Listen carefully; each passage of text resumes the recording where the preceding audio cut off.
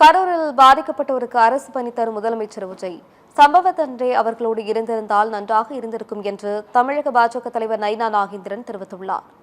திருநெல்வேலியில் செய்தியாளர்களிடம் பேசிய அவர், தமிழக அரசியலில் இதுவரை கண்டிராத வகையில் மிக மோசமான அரசியல் தரம் தாழ்ந்த நிலையை எட்டியுள்ளது என்று விமர்சித்தார்.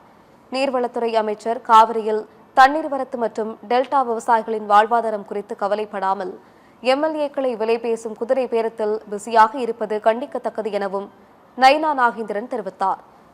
அரசு பள்ளியில் அமைச்சர் ஆய்வு மேற்கொண்ட விதம் குறித்து கேள்வி எழுப்பியதற்கு பதிலளித்த அவர், அமைச்சர்கள் ஆய்வு செய்வதில் தவறில்லை, ஆனால் குழந்தையை மிரட்டும் தோணியில் பல கேமராக்கள் சூழ சினிமா ஷூட்டிங் எடுப்பது போல ஆய்வு செய்தது அடிமைத்தனமான செயல் என்றும் நைனா நாகேந்திரன் குறிப்பிட்டார்.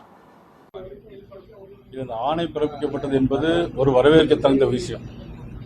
பட் ஆனால் அன்னைக்கு கரூர் நடந்த சம்பவத்திற்கு அவர் அன்றைக்கு அங்கிருந்தே ஒரு ஆறுதல் கூறியிருந்தால் இதைவிட அது இன்னும் நன்றாக இருந்தது. அன்றைக்கே கூட இருந்து ஆறுதல் கூறியிருந்தால், நான் இன்னைக்கு முதலமைச்சராக வந்துட்டாரு, முதலமைச்சராக வந்ததுனால இன்னைக்கு கருணை அடிப்படையில் ஆணை கொடுக்கறது அதை பற்றி ஒன்றும் தவறில்லை. அன்னைக்கே கூட இருந்து ஆறுதல் சொல்லியிருந்தால் அதை விட இன்னும் பெரிய மரியாதையாக இருந்திருக்கும்.